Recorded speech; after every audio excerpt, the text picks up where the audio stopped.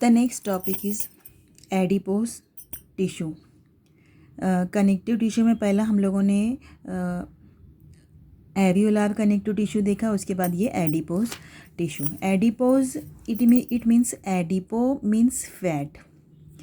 It is the modified form of the areolar connective tissue. ये क्या है? Areolar connective tissue का modified form है जिसका नाम क्या दिया गया है? एडिपोज कनेक्टिव टिश्यू दिया गया. With many adipocytes in it. इसके अंदर बहुत सारे एडिपोसाइट्स प्रेजेंट होते हैं. Large amount of fat is present in adipocyte. Large amount of fat भी होता है क्योंकि यहाँ पे आप देख रहे होंगे कि एडिपो का मतलब ही फैट है. Nucleus shifted to the periphery. Nucleus centre में नहीं रहता है बल्कि कोई भी एक किनारे साइड में न्यूक्लियस प्रेजेंट होता है. It is adipose tissue is two different types. One is white adipose tissue, second is brown adipose tissue. White adipose tissue are found in adult. इसका रीज़न क्या है कि इसके अंदर बहुत सारे more amount of fat is present in white adipose tissue. जबकि जो ब्राउन एडिपोज टिश्यू है it is found in new born and developing foetus. New born baby में ये जो फीटस डेवलप हो रहे हैं, it means foetus means before delivery वाली स्टेज में जो इनबोर्न बेबी है उसको क्या बोला गया है? फीटस. तो डेवलपिंग फीटस में या न्यू बोर्न बेबी में ब्राउन एडिपोज टिश्यू ज़्यादा अमाउंट में पाया जाता है. उसका रीज़न क्या है कि इसके अंदर ये वाले एडिपोज टिश्यू के अंदर जो वाइट एडिपोज टिश्यू है इसके अंदर मोर अमाउंट ऑफ फैट होता है, जबकि जो ब्राउन एडिपोज टिश्यू है मोर अमाउंट ऑफ ब्लड वेसल्स. इसके अंदर क्या रहते हैं? ज़्यादा अमाउंट में ब्लड वेसल्स प्रेजेंट होते हैं, इसीलिए ये न्यू बोर्न बेबी में पाया जाता है. इसका फंक्शन क्या है एडिपोज टिश्यू का? They are a good insulator. Heat को एब्सॉर्ब करने वाला गुड इंसुलेटर है ये. जो बॉडी के इंटरनल साइड में जो बहुत ज़्यादा हीट है या आउटर साइड से जो मिल रही है हीट, उसको क्या करता है? ये एब्सॉर्ब करता है. गुड इंसुलेटर है ये. Major source of energy reserve करके रखता है ये. बहुत सारे अमाउंट में एनर्जी को रिजर्व करके रखता है. Give protection and support to other organ. ये अदर ऑर्गेन्स को प्रोटेक्शन भी करता है और सपोर्ट भी करके रखता है. Next is the dense connective tissue.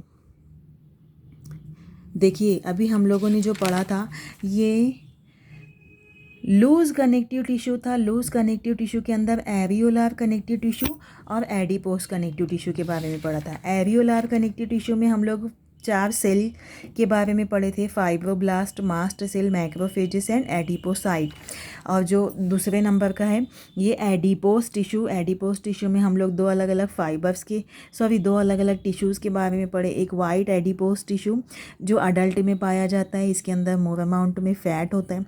और दूसरा ब्राउन एडिपोज टिश्यू, ये न्यू बोर्न बेबीज़ में या डेवलपिंग फीटस में पाया जाता है. इसमें लार्ज अमाउंट में ब्लड वेसल्स प्रेजेंट होते हैं और ये गुड हीट इंसुलेटर है. मेजर सोर्स ऑफ एनर्जी है, रिजर्वायर करके रखता है, प्रोटेक्शन देता है, सपोर्ट करता है अदर ऑर्गेन को.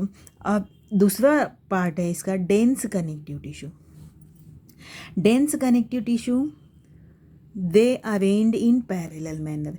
कैसा होता है ये? पैरेलल मैनर में होता है. Fibres and fibroblast are compactly arranged in dense connective tissue. ये फाइबर्स और फाइब्रोब्लास्ट ये कॉम्पैक्टली अरेंज होते हैं किसमें? डेंस कनेक्टिव टिश्यू में. It is of 2 types, dense regular, dense irregular. तो जो डेंस रेगुलर है, डेंस रेगुलर की अलग से 2 मेजर टाइप है. One is tendon, another is ligament. Tendon और लिगामेंट, देखिए टेंडॉन भी और लिगामेंट भी दोनों चिपचिपा लेसदार मादा है जो 2 अलग अलग सेल्स को कनेक्ट करके रखता है. लेकिन अब वो सेल्स और बोन्स कहाँ के होते हैं ये आपको याद रखना है. तो tendon it connect skeletal muscles to bone. Ligament connect to bones. 2 अलग अलग बोन्स को लिगामेंट कनेक्ट करके रखता है. और पूरा जो स्केलेटल मसल्स है हम लोगों की बॉडी का पूरा जो ढांचा है उसको कौन कनेक्ट करके रखा है? बोन्स के ज़रिए tendon. Tensile strength given by tendon to the tissue. Tensile strength इसमें प्रेजेंट होती है, मतलब ये वक्त के साथ साथ बढ़ते जाता है ना, वक्त के साथ साथ टेंसाइल स्ट्रेंथ बढ़ते जाता है, एज इट इज़ वही पोजीशन पे नहीं आ जाता, इलास्टिसिटी नहीं है इसमें, टेंसाइल स्ट्रेंथ इज प्रेजेंट। अब fibres make ligament elastic, fibres इसमें tensile strength given by tendon to the tissue, tissue को ये टेंसाइल स्ट्रेंथ टेंडन के ज़रिए प्रोवाइड करता है। अब ये फाइबर्स के ज़रिए लिगामेंट कैसे नेचर के होते हैं, इलास्टिक नेचर के होते हैं।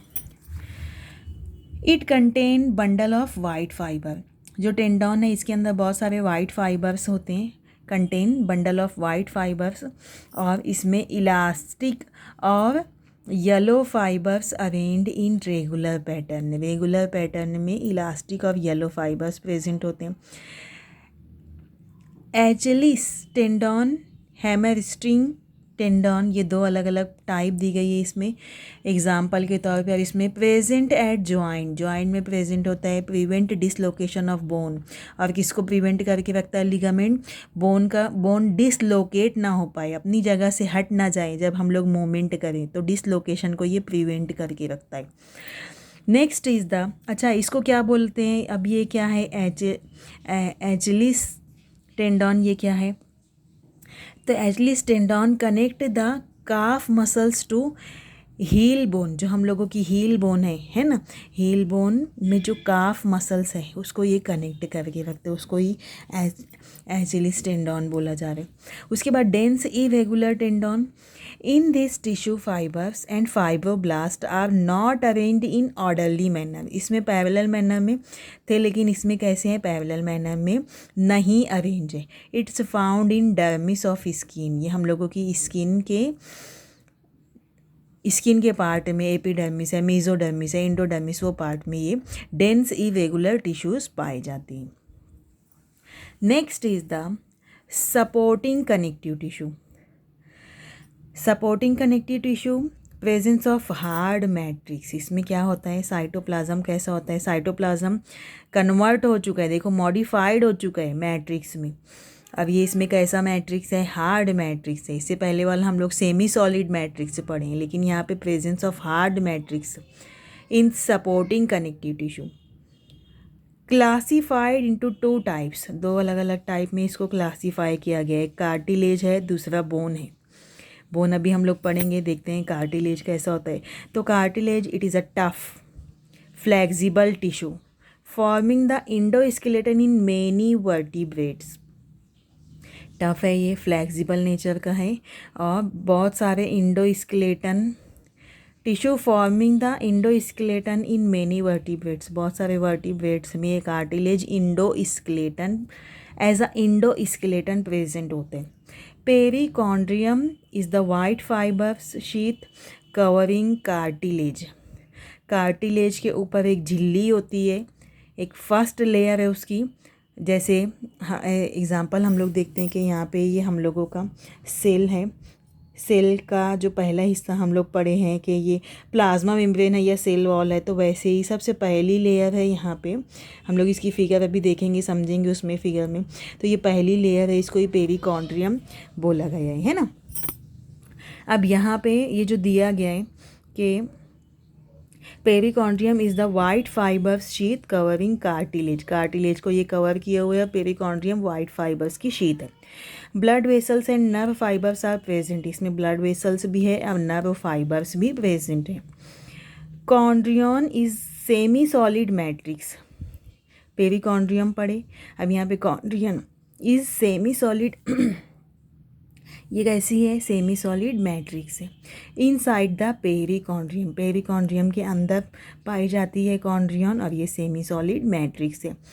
Immature chondroblast toward the inner margin, इसके अंदर इमैच्योर कॉन्ड्रोब्लास्ट सेल पाए जाते हैं इसके इनर मार्जिन में, और chondroblast converted into chondrocyte, chondroblast immature है, जब कॉन्ड्रोब्लास्ट मैच्योर होते हैं तो वो कॉन्ड्रोसाइट सेल बन जाते हैं, कब, जब वो सेल का डेवलपमेंट हो रहा है उस वक्त।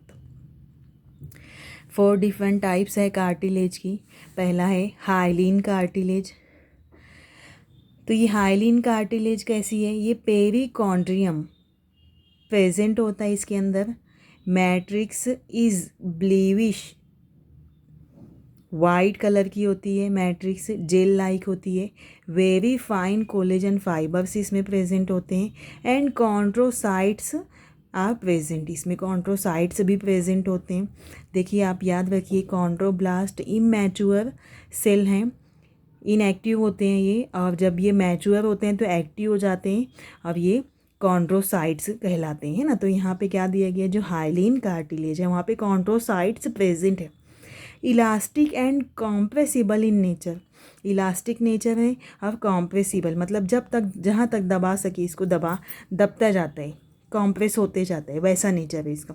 फंक्शन क्या है इसका हाइलिन कार्टिलेज का, गुड शॉक एब्सॉर्बर है ये, प्रोवाइड फ्लेक्सिबिलिटी, शॉक को एब्सॉर्ब करने वाला है और फ्लेक्सिबिलिटी को प्रोवाइड करता है। Reduce friction present at the end of long bones, frictions को रिड्यूस करता है।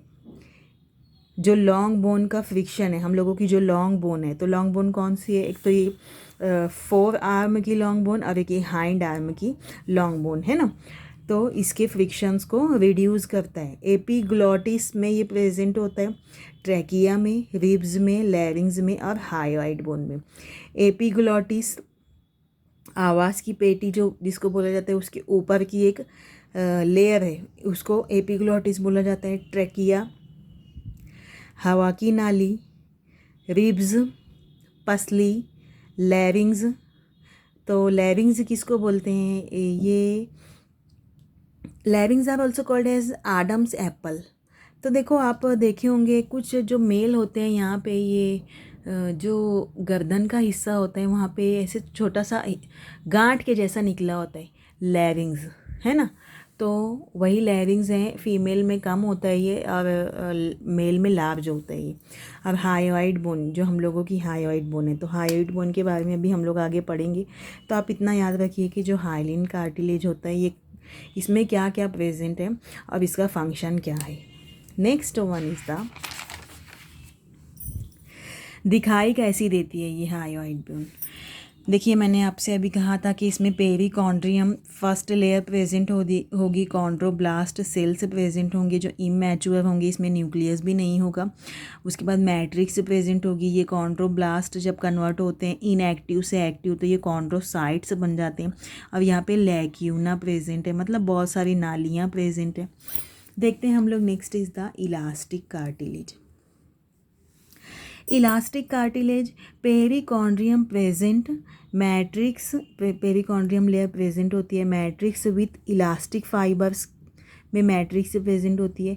कॉन्ट्रोसाइट फ्यू इन नंबर के होते हैं, कॉन्ट्रोसाइट्स जो मैच्योर हो चुके हैं ना, कुछ नंबरों के ये होते हैं और ज़्यादा मोर नंबर के नहीं होते हैं, फ्यू इन नंबर के होते हैं। फंक्शन क्या है, give support, maintain shape of the body part को सपोर्ट करता है, मेंटेन इसका शेप करके रखता है।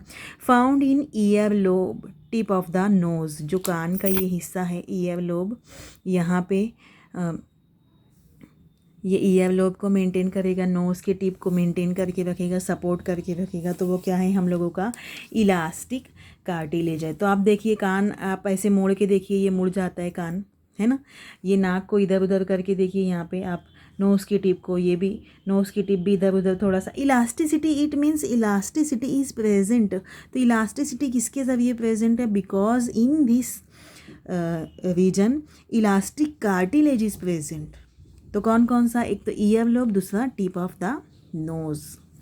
तो यहाँ पे पेरिकॉन्ड्रियम प्रेजेंट है, मैट्रिक्स प्रेजेंट है, लैक्यूना प्रेजेंट है, कॉन्ट्रोसाइट्स प्रेजेंट है और इलास्टिक फाइबर प्रेजेंट है। Okay, next one is the fibrocartilage. Fibrocartilage, perichondrium absent है। देखिए यहाँ पे दो सेल्स में दो कार्टिलेजेस में पेरिकॉन्ड्रियम लेयर प्रेजेंट थे, यहाँ पे perichondrium is absent.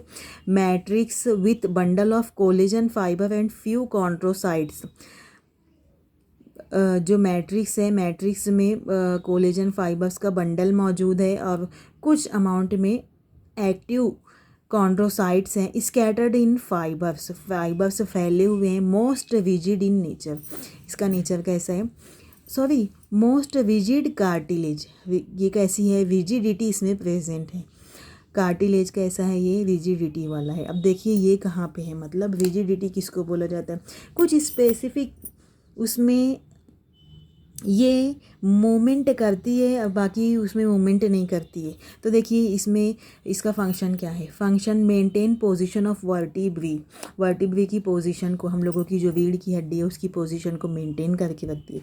Invertible disc, एक वर्टिबल कॉलम है, जैसे ये वर्टिबल कॉलम है, ये ऐसे एक ये वर्टिबल कॉलम है, यहाँ पे ये एक डिस्क है, फिर यहाँ पे दूसरा वर्टिबल कॉलम है, फिर यहाँ पे एक डिस्क है। तो ये डिस्क, वर्टिबल डिस्क, इसको भी वो इसकी पोजीशन को भी मेंटेन करके रखेगी वो। Made up of fibro cartilage, invertible disc made up of fibro cartilage present in pubic symphysis. तो प्यूबिक सिम्फेसिस किसको बोला जाता है, जो जहाँ से पैरों का हिस्सा निकलता है, पैरों के हिस्से के बैक साइड में अगर आप देखेंगे, ये हम लोगों की रीढ़ की हड्डी है, रीढ़ की हड्डी के एकदम आखिर में नीचे के हिस्से से ये हम लोगों का प्यूबिक सिम्फेसिस है। यहाँ पे ये जो बोन है, ये हम लोग बोन वाले चैप्टर में पढ़ेंगे, फ़िलहाल आप उसको इतना याद रखिए कि ये वाला हिस्सा हम लोगों का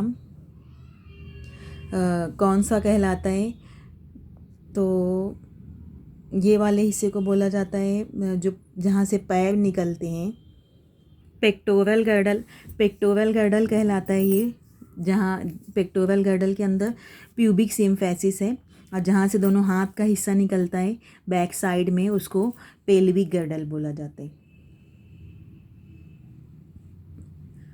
सॉरी उल्टा हो गया है, पेक्टोरल गर्डल से हाथ निकलता है और पेल्विक गर्डल से दोनों पैर का हिस्सा निकलता है ना, तो आपको इतना याद रखना है। अब यहाँ पे देखिए इसकी फिगर, अभी हम लोगों का ह्यूमन स्केलेटन एक पूरा चैप्टर है, स्केलेटन के बारे में हम लोगों को पढ़ना है, तो वहाँ पे हम लोग डीप में इसकी स्टडी करेंगे कि पेल्विक गर्डल क्या है, पेक्टोरल गर्डल क्या है, और आपको ये प्रैक्टिकल में भी पूछा जाने वाला है। देखते हैं हम लोग ये जो फाइब्रो कार्टिलेज है, ये हम लोगों का ये कैसा, इसकी क्या है, इसकी फिगर कैसी दिखाई देती है। तो कॉन्ट्रोब्लास्ट फ्यू इन नंबर के हैं, मैट्रिक्स प्रेजेंट है, लैक्यूना प्रेजेंट है, वाइट फाइबर्स प्रेजेंट है ना। तो आप वो याद रखिए, फिगर याद रखिए, इसका स्ट्रक्चर कैसा है वो याद रखिए, और आप इसका फंक्शन याद रखिए। Next one is the calcified cartilage.